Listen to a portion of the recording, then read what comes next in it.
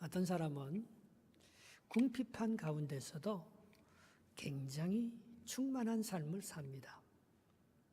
그런데 어떤 사람은 적지 않은데 부유한 가운데 있으면서도 굉장히 궁핍하고 인색하고 가난한 삶을 살아갈 수 있는 사람들이 있어요. 여러분은 어떻습니까? 여러분 지난 한 주간 살면서 정말 나는 만족해, 감사해, 하나님의 은혜를 풍족하게 누리고 살았습니까? 그렇지 않으면 정말 짜증 부리고 원망스러우며 내 인생은 왜 이럴까? 그렇게 생각하면서 고통 가운데 사는 한 주간이었습니까? 오늘 본문은 다윗의 시라고 되어 있고 거기 표제에 보면 믹담이라고 시편 16편에 시작하고 있는 것을 볼 수가 있습니다. 이 믹담은 신비라는 거예요. 비밀, 감추어져 있는 보물이라는 뜻입니다. 다윗의 출신도 그렇고 목동이지 않았습니까? 다윗의 어머니 이름이 한 번도 안 나옵니다. 아마 천민 중에서 이름을 밝히기에 굉장히 곤란한 사람이었는지 몰라요.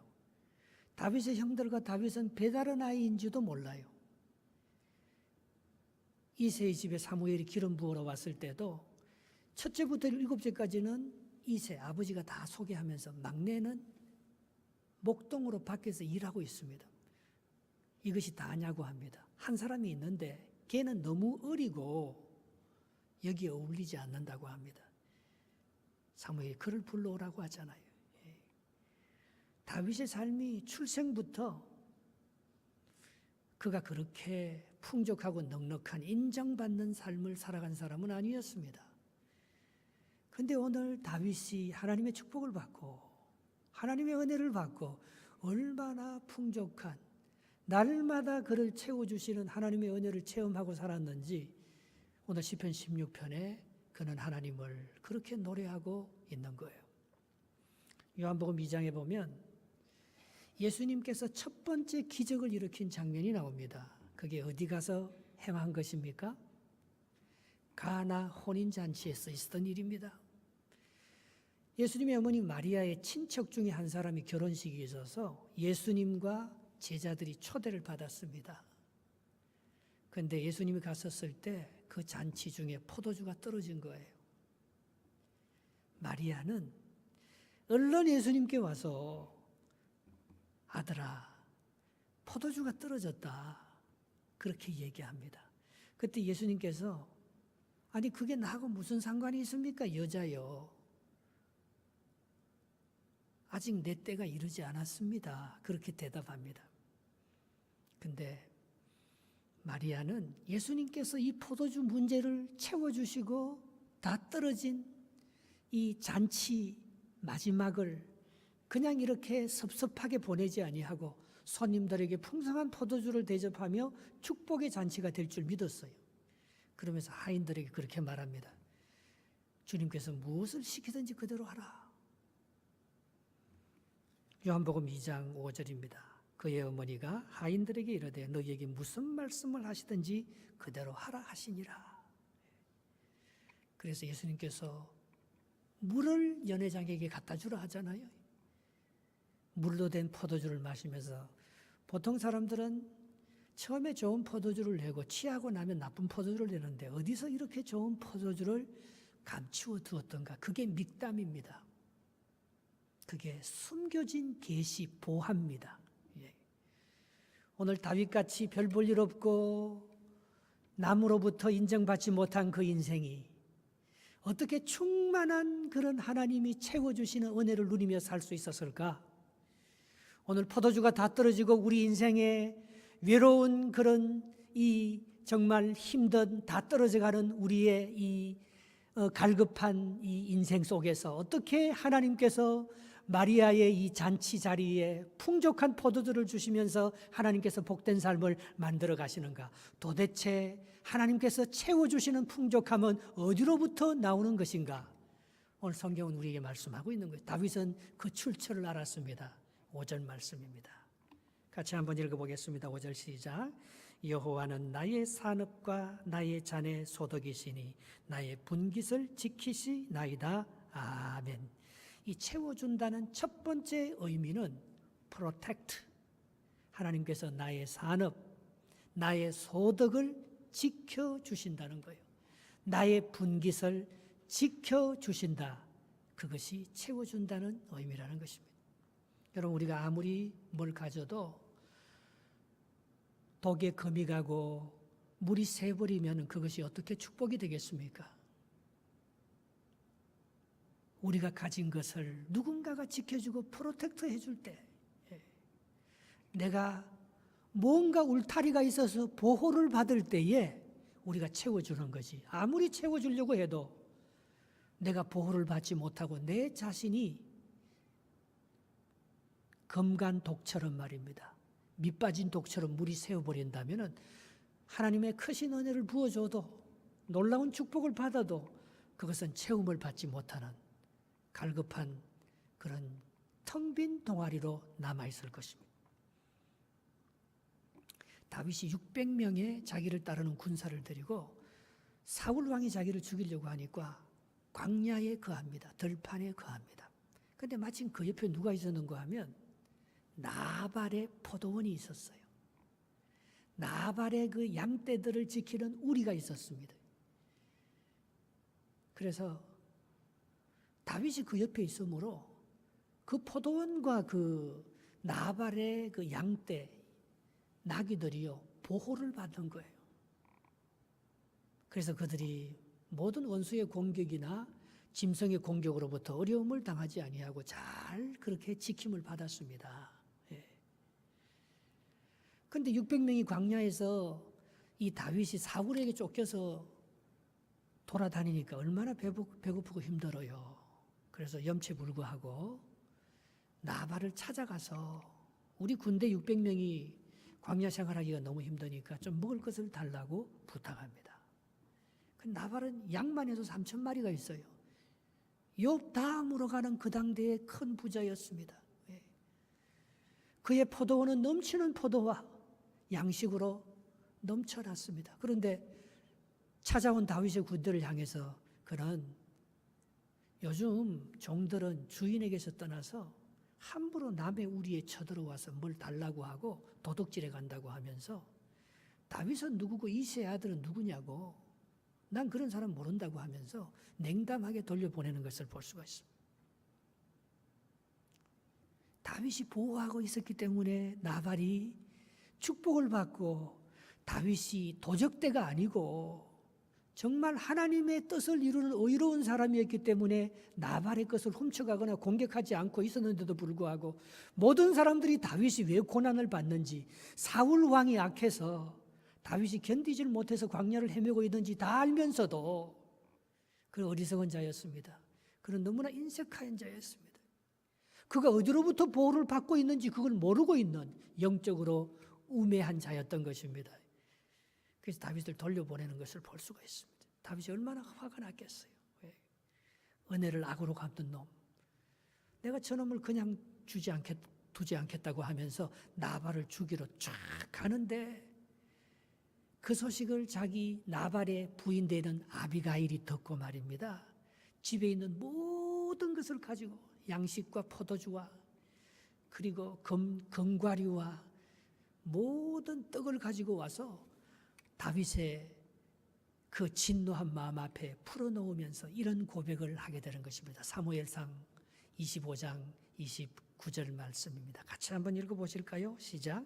사람들이 일어나서 내 주를 쫓아 내 주의 생명을 찾을지라도 내 주의 생명은 내 주의 하나님 여호와와 함께 생명싸개 속에 사였을 것이요 내 주의 원수들의 생명은 물매로 던지듯 여호와께서 그것을 던지시리이다. 아멘.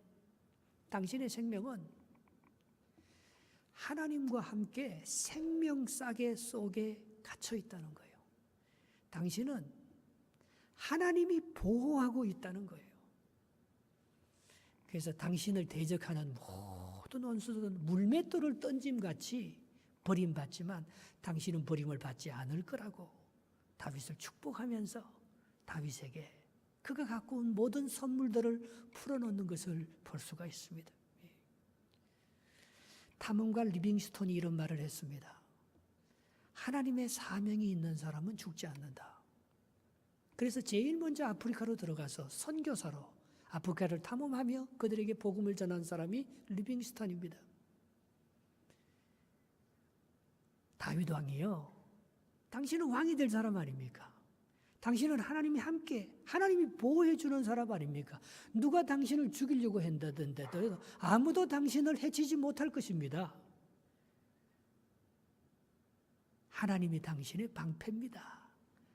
그 얘기를 하니까 다윗이 네가 나보다 낫다 했어요. 내가 무고하게 사람을 죽이는, 그래서 나중에 내가 왕이 되었을 때에 그렇게 살인자라는, 그래서 왕의 되는 길을 가로막는 그것을 막기 위해서 하나님께서 너를 보내어서 나를 이렇게 지켜주니까 너무나 고맙다고 했어요.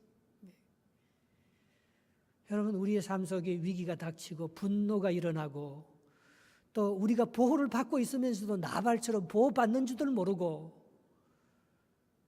다른 사람들에게 은혜로 갚지 못하고 감사하지 못하는 삶을 살아갈 때도 하나님은 우리와 함께 하시면서 이런 믿음의 사람들을 붙여주셔서 우리를 지켜주시고 생명싸개로 우리를 감싸주시기 때문에 우리가 채움을 받는 거 아니에요. 오늘 여러분의 삶 속에서도 하나님의 보호하심이 있는 줄 믿습니다. 하나님께서 함께하고 지켜주심으로 말미암아 내가 여기까지 살아온 줄 믿습니다. 그래서 우리가 해야 될 것은요, 감사밖에 없어요. 범사에 감사라 했잖아요. 하루에 100번 감사해야 됩니다. 일이 잘 되었으면 감사하는 게 아니에요. 일이 잘못되어도 오늘 다윗처럼 사울에게 쫓겨서 광야에서 먹을 것이 없어서 나발의 집에 구걸을 하고 다녀도 하나님이 당신과 함께 하셔서 당신을 보호하고 있다는 것을 누군가의 입술을 통해서 말씀하고 있잖아요. 다윗이 그때야 깨닫잖아요. 나발이 음식을 안 줘도 하나님께서 우리가 살아갈 수 있도록 지켜주시고 보호해 주실 줄 믿습니다. 어떤 상황과 어려움 속에서도 하나님은 하나님의 사람들을 보내어서 당신은 당신 혼자 살아가는 것이 아니고 생명싸개로 쌓여서 하나님께서 당신을 보호하고 있다는 것, 그걸 느낄 때 여호와가 나의 분깃을, 나의 산업을 지키는 자라고 고백할 때에 그때 우리에게 채움을 받게 된다는 것입니다. 또 그 다음 절에 성경은 이렇게 우리에게 어떻게 체험을 받는지 말씀하고 있는 것입니다. 6절 말씀 한번 읽어봅시다. 시작. 내게 줄로 재워준 구역은 아름다운 곳에 있으며 나의 기업이 실로 아름답도다 했습니다. 예. 여러분, 이 세상에서 아름다운 것은 꼭 두 개가 있습니다. 저기 보면 내게 줄로 재워진 구역, 내가 사는 가정, 내가 살아가는 생활 영역, 이것은요 하나님이 정해준 거예요. 캐나다에 이민 오고 싶어서 살았습니까? 옥빌에 살고 싶어서 옥빌로 이민 와서 여기가 이런 도시인 줄 알고 우리가 여기 왔습니까? 내가 누구 아버지 밑에서 태어나고 싶어서 태어났습니까? 하나님이 지어준 구역이에요. 하나님이 정해준 경계선이에요. 내가 사는 이곳이 가장 아름다운 줄 믿습니다. Here and now가 안 되면요, 아무리 더 좋은 것 주고 아무리 더 좋은 것으로 인도해 줘도 그것이 좋은 줄 몰라요. 다윗은 고백합니다. 내가 로마나 그리스나 그 세상 어느 나라에 태어나지 않고 비록 작은 약소 국가고 지금은 블레셋의 지배를 받는 가나안 땅이지만 하나님께서 나를 여기 태어나게 해주셔서 또 지금은요 사울에게 쫓겨서 광야에서 들판에서 야영을 하면서 도망자로 살아가지만 내가 지금 살아가는 here and now, 이것은요 하나님께서 내게 줄로 재워준 아름다운 구역이라는 거예요. 여러분이, 그리고 두 번째는 뭡니까? 나의 기업이 실로 아름답도다. 여러분이 하는 먹고 사는 생계수단인 여러분의 기업, 여러분의 일터, 여러분의 삶의 터전이 하나님께서 주신 가장 아름다운 곳이 되기를 주님의 이름으로 축복합니다. 이게 안 되면은요 하나님의 채움을 못 받는 거예요. 하나님, 날 이렇게 힘들고 가난하게 만들어 놓고 내 가정을 이렇게 다 파괴해놓고 이게 뭐가 아름답습니까? 그렇게 말하는 사람이 있습니다. 어떤 사람은 정말 가난한 부모 밑에서 태어나고, 어떤 사람은 장애자로 태어나고, 어떤 사람은 그의 하는 일이 정말 허던의 일을 하면서 자기의 존재 가치를 느끼지 못하는 그런 사람도 물론 많을 것입니다. 그러나 오늘 성경은 뭐라고 말합니까? 다윗도 그런 시절을 지금 보내고 있습니다. 다윗도 좋은 부모 밑에서 자기 생모가 누군지도 알지 못하는 부모 밑에서 태어났습니다. 다윗도 그는 골리앗을 죽이고 뭔가 새로운 일을 하려고 해도 사울에게 미움을 받아서 오늘 광야로 쫓겨다니는 그런 비참한 인생을 살고 있습니다. 그러나 다윗의 고백이 뭡니까? 하나님께서 내게 줄로 재워준 이 구역, 하나님께서 내가 지금 하고 있는 이 기업을 아름답게 만들어 주셨다는 거예요. 하나님, 우리의 체험은 어디로 오는가 하면, 저 아름답다는 말은요, 구약의 투브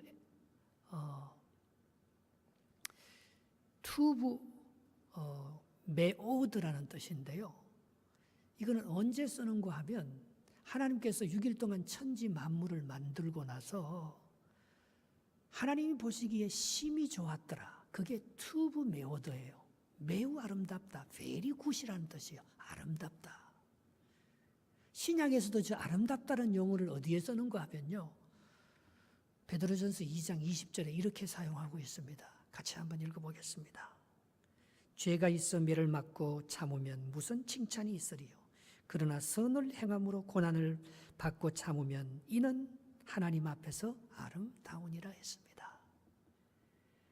내가 잘못해서 내 어떤 행위의 결과로서 내가 전생에 악을 많이 했고 잘못이 있어서 내가 이렇게 가난하게 태어나고, 내가 별 볼 일 없는 사람하고 결혼하고, 내가 별 볼 일 없는 자식을 낳고, 그게 내 죄 때문이면 그게 무슨 칭찬이 있겠습니까? 내가 하나님 앞에 잘못한 게 뭐가 있습니까? 왜 나에게 이런 어려움을 줍니까? 하나님 살아계시면 나에게 왜 이것밖에 안 해주십니까? 왜 내 기도를 응답해 주지 않습니까? 왜 나는 선을 행했는데도 남들에게 오해를 받고 고난을 받아야 합니까? 근데 그게 아름답다는 거예요. 예. 죄를 행해서 자기의 죄값으로 말미암아 매를 맞으면 그거는 자기 책임인데 그게 뭐가 아름답겠습니까? 여기서 말하는 아름다움이 카리스인데요, 그것이 은혜라는 거예요. 여러분, 하나님이 우리를 어떻게 축복해 주고 채워주시느냐, 그것은 우리의 죄 때문도 아니고, 그건 우리가 의로워서 무슨 공로가 많아서 그런 축복을 받을 만한 은혜가 있어서 우리에게 그런 은혜를 베풀어 주는 것이 아니에요. 그건 카리스라는 거예요. 하나님이 보시기에 좋은 거예요. 하나님께서 사람을 지으시고 모든 만물을 사람에게 선물로 주시면서 very good, 투브 메오드라고 하는 거예요. 그러니까 하나님이 주시는 은혜 때문에 우리가 체험을 받고, 하나님이 우리와 함께 하심으로 말미암아 우리의 인생이 복된 거지. 오늘 다윗이 골리앗을 물리쳤기 때문에, 다윗의 인생이 능력 있고 하나님 보시기에 아름답기 때문에 다윗이 하나님으로부터 체험을 받고 축복을 받는 게 아니라는 것을 말씀하고 있는 것입니다. 그것이 전적으로 하나님의 은혜였다는 것을, give grace, 하나님의 은혜로 네가 체험을 받고, 하나님께서 나의 지금 비록 궁핍한 기업인 것 같고 힘들고 가난한 어려운 환경인 것 같지만 내게 줄로 재워준 이 구역, 내가 하는 이 기업이 정말 실로 아름다운 것은 그게 하나님의 은혜로 다 왔다는 거예요. 조그만한 거라도 말입니다. 하나님께서 다 죽이지 않습니다. 어떤 부분이 죽음으로 말미암아 어떤 부분이 굉장히 강합니다. 하나님께서 하나를 잃게 하시면 다른 하나를 주십니다. 한 길이 막히면 다른 길이 있습니다. 7길 다 막히는 사람이 있습니다. 그럼 그 사람은 정말 기적을 맛보고 하늘의 길을 맛보게 됩니다. 하나님께서 지금 내게 주시는 모든 것들은 아름다운 거라는 거예요. 하나님께서 하시는 일에 실패가 있습니까? 하나님께서 우리를 만드시고 이끄는 하나님의 이끄심에 잘못된 그런 그릇된 길로 우리를 인도하겠습니까? 그 좋으신 하나님을 믿기 때문에 마리아가 예수님 보고 무슨 말을 하든지 순종하라고 하잖아요. 아니, 물 갖고 이 잔치잔에 갖다 주면 저 사람이 술을 챘다고 이 물을 포도주로 알고 마시겠습니까? 그건 안 됩니다. 예수님 앞에 그렇게 순종하지 못하고 예수님의 말씀을 믿지 못하고 예수님께서 채워주시는 은총을 바라보지 못하고 자기가 지금 갖고 있는 한계와 자기가 갖고 있는 지금의 그 기업, 인색하고 가난하고 부족한 그것만 생각했다면 그는 영원히 체험을 받지 못했을 것입니다. 하나님께서 채우시는 방법은 그런 게 아니에요. 지금 내가 갖고 있는 그것을 가지고 내가 갖고 있는 물로 채웁니다. 내가 갖고 있는 약함으로 채웁니다. 내가 갖고 있는 그 질병 때문에 내가 더 강해지는 거예요. 무병장수가 아닙니다. 일병장수입니다. 무점 성공이 아닙니다. 한두 개의 흠과 부족함이 많기 때문에 그 사람이 그것을 극복하고 노력하면서 건강해지고 성공해지는 거죠. 다윗의 그 약점이 다윗을 강하게 만들었어요. 사도 바울이 잘 나갈 때 사도 바울이 성공하지 않았습니다. 사도 바울이 약할 때 하나님께서는 바울을 들어쓰셔서 약할 때 강함이라는 하나님의 능력, 그가 하나님의 은혜라는 것을 깨닫는 순간부터 다윗의 성교는 꽃이 피고 아름다운 열매를 맺기 시작했다는 것입니다. 우리와 우리의 체험과 축복은 어디로부터 받느냐? 하나님의 은혜로 된다는 것. 지금 내게 준 이 모든 것이 하나님의 은혜요 축복이라는 것, 그걸 깨달을 때요, 하나님께서 우리에게 놀라운 것을 주는, 그게 우리의 기업입니다. 땅에서부터 나오는 게 아니에요. 다윗 속에 있는 다윗의 능력이 위로부터 옵니다. 우리를 채워주시는 분은 하나님의 은혜입니다. 기브 그레이스예요. 내가 갖고 있는 작은, 내가 갖고 있는 연약함이에요. 하나님 그걸 통해서 우리에게 충만한 채워주심을 주실 것이라고 약속하고 있는 것입니다. 찬송 같이 합시다. 나의 영원하신 기업. 나의 영원하신 기업, 생명보다 귀하다. 나의 갈 길 다가도록 나와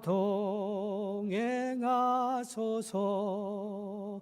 주께로 가까이 주께로 가오니 나의 갈 길 다가도록 나와 동행하소서. 그러니까 축복은요, 하나님과 함께하는 그 자리에 있는 거예요. 내가 얼마나 많이 가졌고 내가 얼마나 많이 능력이 있고 내가 나의 기업이 얼마나 견고하고 부유하냐, 그게 있는 게 아니고 영원한 기업과 영원한 하나님의 부유함과 함께하는 그 사람에게 채워주심이 있다고 말씀하고 있는 것입니다. 8절 말씀입니다. 8절 한번 읽어보겠습니다. 시작. 내가 여호와를 항상 내 앞에 모심이요 그가 나의 오른편에 계심으로 내가 흔들리지 아니하리로다. 하나님의 채우심은요, 하나님 앞에 하나님과 함께 오른편에 있을 때에 하나님께서 우리를 채워주신다는 것입니다. 그런데 이런 체험은 작은 체험입니다. 이보다도 더 큰 체험이 있습니다. Perfect. 하나님께서 우리를 온전하게 채워주실 때 우리는 만족하는 거예요. 여러분, 다 채워줘도 한 개만 아파도 그게 얼마나 힘든지 모릅니다. 물질의 체험을 받았다고 만족해지는 게 아니잖아요. 물질과 더불어서 우리 마음에 평강이 있고 우리의 영혼에 영원한 천국을 소유할 때에 우리가 완전한 하나의 인격을 이루어서 모든 것을 두루 갖췄을 때 거기에 충만함과 채워주심이 있는 것 아니겠습니까? 오늘 9절 10절 말씀입니다. 9절 10절 같이 해보겠습니다. 시작. 이러므로 나의 마음이 기쁘고 나의 영도 즐거워하며 내 육체도 안전히 살리니 이는 주께서 내 영혼을 소홀에 버리지 아니하시며 주의 거룩한 자를 멸망시키지 않으실 것임이니이다. 아멘. 9절을 다시 보면요. 이러므로 나의 마음이 기쁘고 또 뭡니까? 나의 영도 즐거워하고 내 육체도 안전 살리라. 육체도 건강하고 내 마음도 평안하고 내 영도 영원한 천국을 소유할 때에 우리 마음속에 하나님이 주시는 진정한 채우심이 있을 것 아니겠습니까? 오병이어의 기적을 맛본 예수님의 제자들과 무리들은요, 예수님을 왕으로 삼으려고 합니다. 가난의 문제, 인간의 모든 문제가 먹고 사는 문제 아니겠어요?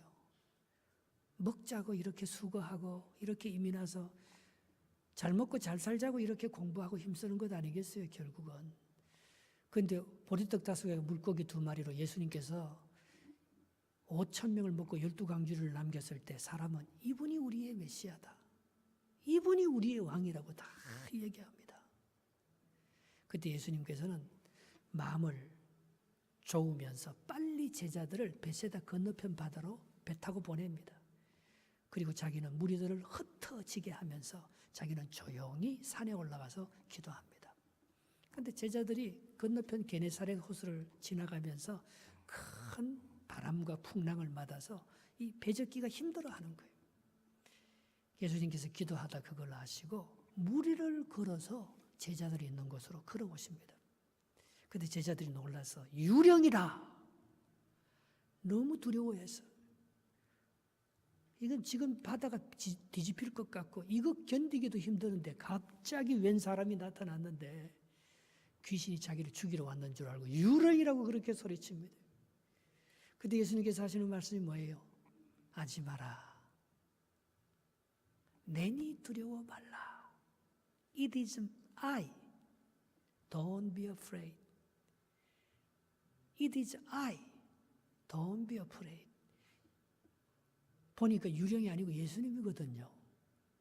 예수님은 자기하고 떨어져서 혼자 기도하고 계시는 분인 줄 알았는데 오늘 자기들만 배 타고 가는 게 아니고 제자들이 가는 길을 다 보고 알고 계셨거든요. 예수님께서 배에 오르자 바람과 파도가 잔잔해지면서 제자들의 마음이 평강을 얻었습니다. 왜 이런 일이 있었어요? 왜 이런 일이?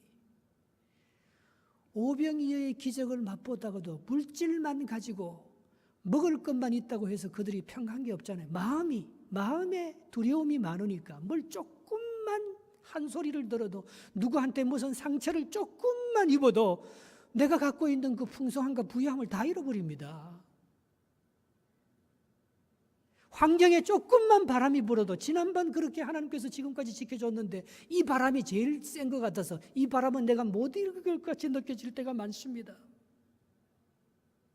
그러나 그렇게 하지 않는다는 거예요. 하나님은 네 육체도 안전히 지켜주시고 네 마음의 평강도 주시고 특별히 네 영혼을 지옥에 떨어지지 않도록 하나님께서 너를 지켜주신다고 약속하고 있습니다. 하나님이 우리와 함께 하시는데 퍼펙트하게 우리와 동행하시는데 우리가 그 주님께 우리의 육체도 우리의 마음도 우리의 영혼도 다 맡기는 그 사람만이 하나님이 채워주시는 온전한 인생을 삽니다. 충만한 은혜를 받고 평강을 누리면서도 하루에도 12번씩 마음의 평강을 빼앗기고 두려움과 죽음의 위협 속에서 상처 속에서 하나님이 주시는 놀라운 채움의 축복을 누리지 못하고 빈 껍데기처럼 바람에 나는 겨처럼 그렇게 살아가는 사람들이 많습니다. 왜? 그 마음의 탓을 하나님께 걸지 아니하고 세상에 걸었기 때문에 자기의 능력으로 이 세상을 헤쳐나가면서 자기의 능력으로 축복을 받고 자기의 정신적인 컨트롤로 마음의 안정을 누리려고 하기 때문에 그것은 영원하지 못한 거예요. 퍼펙트하지 못하는 거예요. 인간이 하는 일은 10가지가 다 돼도 한 가지가 비면 거기서부터 만족함을 누리지 못하고 두려움과 걱정과 슬픔에 사로잡힙니다. 그러나 오늘 하나님께서 다윗에게 주는 것은 너무나 완전하다는 거예요. 퍼펙트하다는 거예요. 내 육체도 지키시고 내 마음에 진정한 평화를 주시고 나의 영혼을 소홀히 보내지 아니하시고 하나님께서 우리와 합의. 근데 이게 하루아침에 안 됩니다. 이게 밤마다 연습해야 됩니다. 날마다 하나님과 카운셀링을 받아야 됩니다. 어떤 날은요, 정말 하나님 날 지켜주시는 것 같아. 그래서 모든 두려움을 잊고 하나님과 하나가 되어서 정말 확고한 믿음을 가질 때가 있습니다.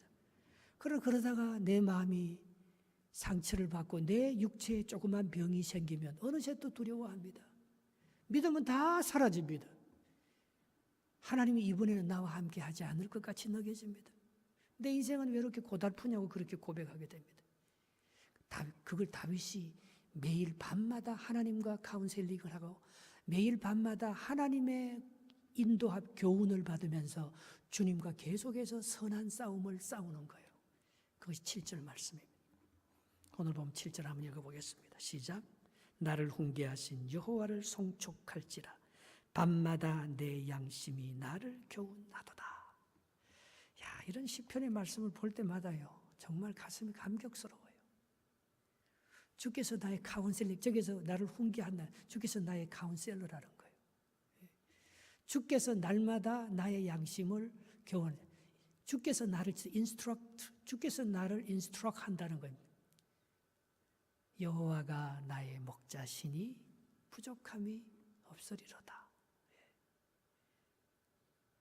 시편 23편 5절에 같이 한번 고백할까요?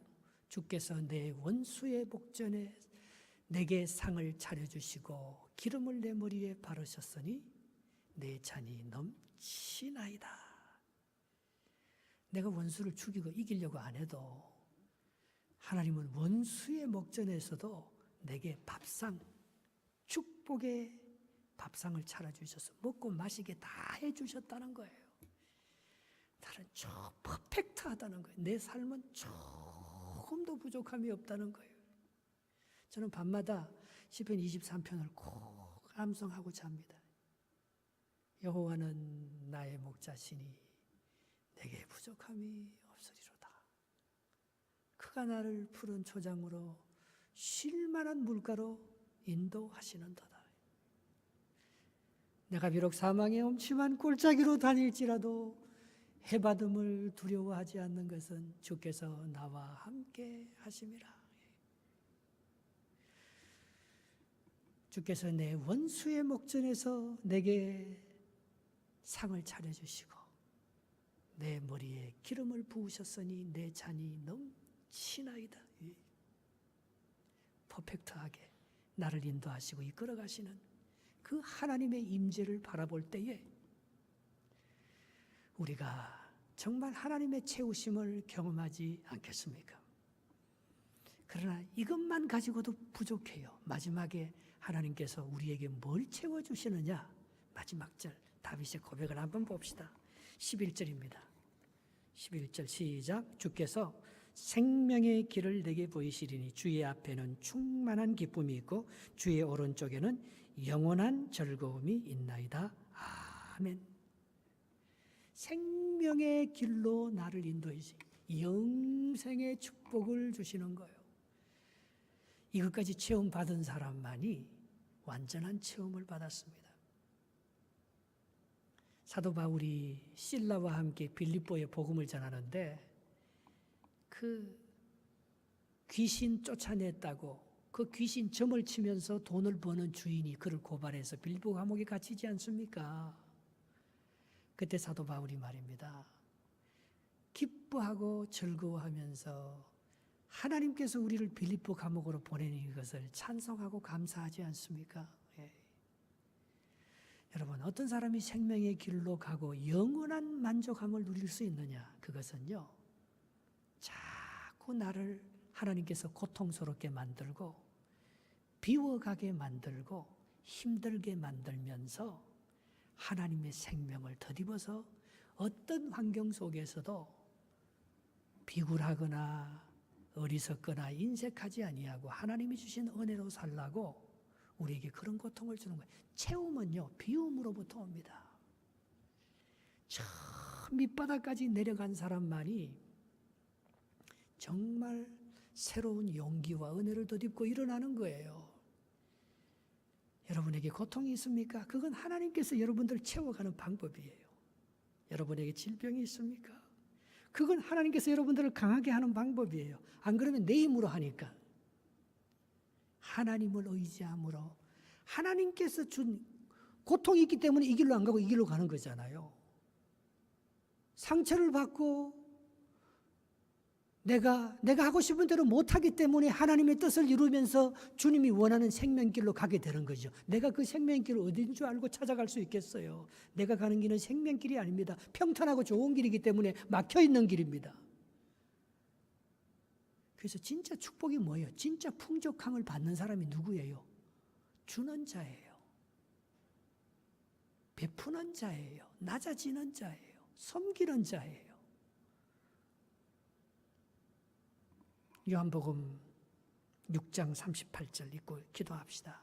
한번 읽어보겠습니다. 시작. 주라 그리하면 너희에게 줄 것이니 곧 후이 되어 누르고 흔들어 넘치도록 하여 너희에게 안겨주리라. 너희가 헤아리는 그 헤아림으로 너희도 헤아림을 도로받을 것이니라. 우리가 남을 헤아리잖아요. 판단하잖아요. 그럼 똑같이 우리가 고래밖에 못 받는 거예요.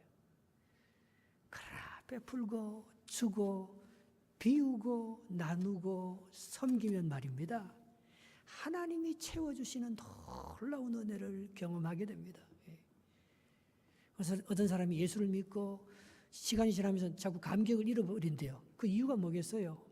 당신이 나가서 복음을 전도하고 당신이 나가서 남에게 섬기는 그 작업을 안 하니까 오늘 우리 가운데서 이렇게 마음이 강팍하고 감동이 없고 닫혀지는 거 아니겠어요? 은혜만 너무 받으려고 하면 안 됩니다. 지금까지 받은 은혜 너무 많이 받았어요. 지금까지 하나님께서 너무 많이 채워줬어요. 그것만 해도 충분해요. 그걸 가지고 내가 어디 줄 데 없나? 어디 내가 섬길 데 없나? 어디 내가 봉사할 데 없나? 어디 내가 나눌 데 없나? 바로 거기에 하나님께서 충만하게 채워주시는 생명의 길로 인도함을 받는 마음의 기쁨이 회복되고 내 혼자 가는 것보다 누가 전도해 와서 옆에 한번 앉아 보십시오. 설교가 다르게 들립니다. 내가 내 혼자 먹고 사는 것보다 누군가 가난한 자를 돕기 위해서 좀 일해 보십시오. 그 봉사하는 기쁨, 남을 위해서 일하는 그 섬김이 얼마나 기쁘고 즐겁고 감격스럽게 여겨지는 거예요. 거기에 진짜 채워짐이 있다는 거예요. 하나님께서 우리를 통해서 오늘 다윗을 채워주시는데 마리아가 포도주가 떨어졌을 때 포도주를 하나님께서 채워주시는데 오늘 인생의 파도를 만나서 오병이의 기적은 맛보았지만 갈릴리 바닷길을 인생의 항해길을 외치는 제자들이 유령을 만나서 영적으로 죽어가고 마음에 두려움과 떨림이 있는데 바로 거기서 하나님께서는 내가 채워주겠다고 약속하고 있습니다. 하나님의 축복을 그들이 다시 한번 회복하면서 하나님과 함께하면서 생명의 길로 인도함을 받고 있는 것입니다. 오늘 우리가 정말 이 세상을 살아가면서 여러분 어디서 체험을 받습니까? 그 여러분 지금 어느 길로 가고 있습니까? 하나님께서 저와 여러분들을 통해서 날마다 채워주시고 축복해 주시는 그 은혜를 충만하게 받아야지 우리가 이 세상을 항해 나갈 수 있는 힘을 얻을 수 있지 않겠습니까? 그런 은혜와 능력이 다윗에게 임했던 그런 퍼펙트한 하나님의 역사하심이 저와 여러분들 가운데 동일하게 임하시기를 주님의 이름으로 축복합니다. 아멘.